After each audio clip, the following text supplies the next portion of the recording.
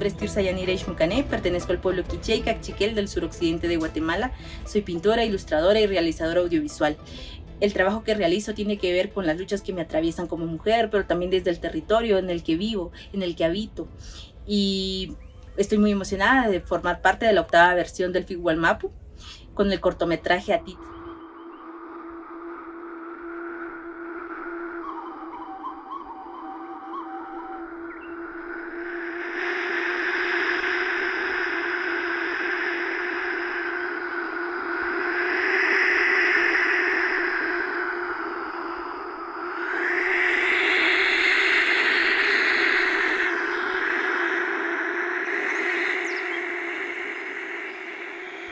Atiti es una memoria visual y sonora que nos recuerda la memoria del pueblo en el que vivo, el pueblo Cachiquel, el pueblo Tzutujil. Esa memoria que abraza a la abuela a la abuela agua, a la abuela lago.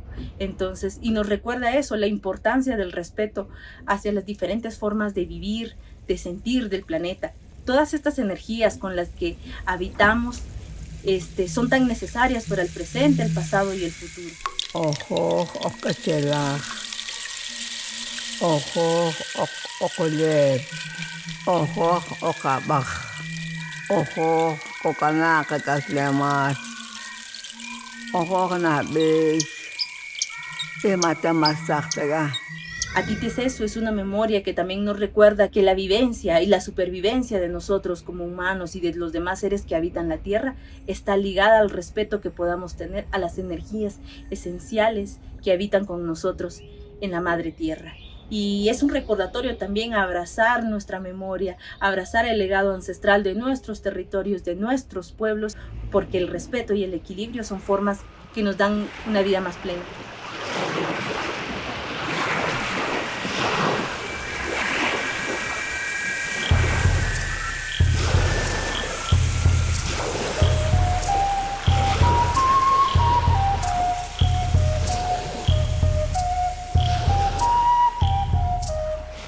Atiti ha sido todo un proceso y todo un viaje también para mí, para reconectar con las raíces de mi comunidad, con el sentir del espacio en el que habito y también un recordatorio de que voltear al pasado, de que abrazar las raíces también es parte y es lo que forma el futuro.